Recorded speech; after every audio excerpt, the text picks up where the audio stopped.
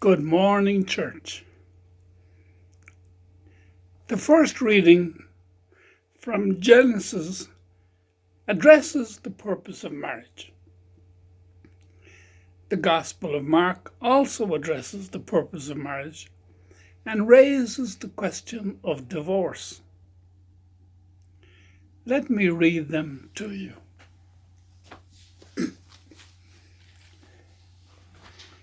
First reading from Genesis chapter 2, verses 18 to 24. The Lord God said, "It is not good for the man to be alone. I will make a suitable partner for him." So the Lord God formed out of the ground various wild animals and various birds of the air, and he brought them to the man to see what he would call them. Whatever the man called each of them would be its name.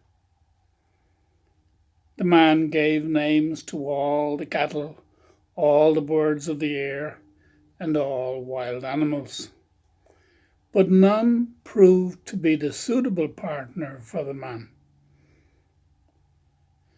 So the Lord God cast a deep sleep on the man, and while he was asleep, he took out one of his ribs and closed up its place with flesh. The Lord God then built up into a woman the rib that he had taken from the man. When he brought her to the man said, "This one at last is bone of my bones and flesh of my flesh. This one shall be called woman, for out of her man this one has been taken." And the Gospel is from Mark chapter 10, verses 2 to 12. The Pharisees approached Jesus and asked, "Is it lawful for a husband to divorce his wife?" They were testing him. He said to them in reply, "What did Moses command you?" They replied, "Moses permitted a husband to write a bill of divorce and dismiss her." But Jesus told them, "Because of the hardness of your hearts, he wrote you this commandment. But from the beginning of creation, God made them male and female. For this reason, a man shall leave his father and mother and be joined to his wife, and the two shall become one flesh. So they are no longer two, but one flesh. Therefore, what God has joined together, no human being must separate." In the house, the disciples again questioned Jesus about this. He said to them, "Whoever divorces his wife and marries another commits adultery against her. And if she divorces her husband and marries another, she commits adultery."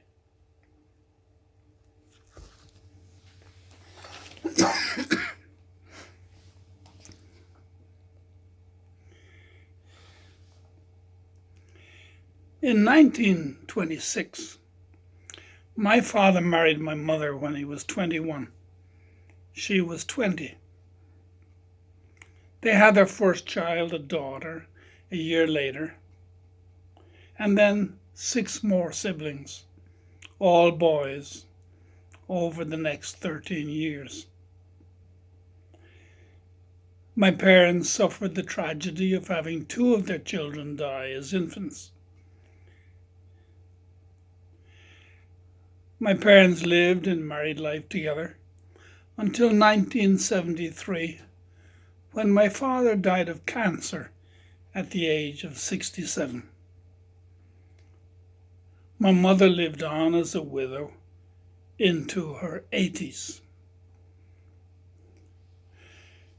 One time in her 80s, my mother asked me, why did God still have her alive? I told her that I loved her and I needed her. My words were the words of a loving son, But if I had been more sensitive to her question, I would have sat with her and pondered her question with her. Why was she still alive? Obviously, her only purpose in life was not just married commitment, since she had outlived my dad by almost 18 years.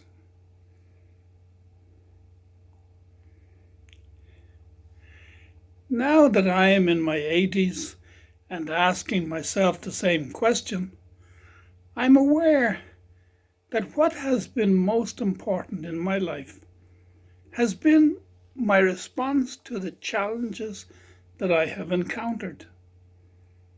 How much I have grown in love has been critical to my existence, and I measure that growth by my loving responses to the commitments I chose to make along the way.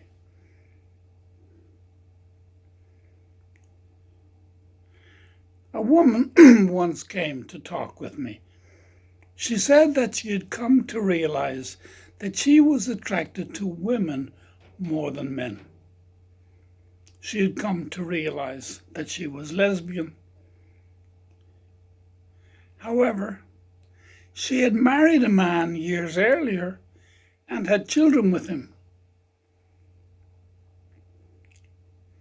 I asked her what she intended to do, and she said that her husband was a good man and had done her no wrong. She said that she intended to remain faithful to him in married commitment. At the time, I saw her situation as tragic. Now I see the higher calling of love that she chose to make. When we come before God and look at our lives, I believe that what will have been of value is how love played its part in the growth of our immortal soul.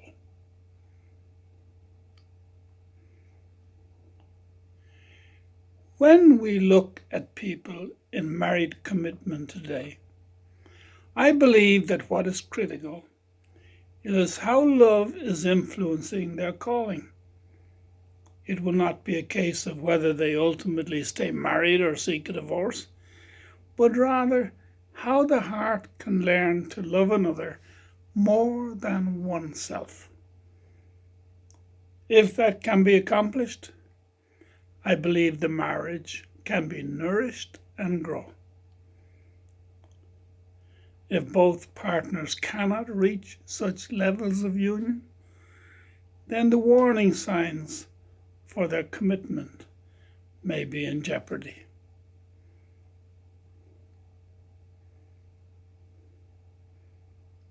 God bless you.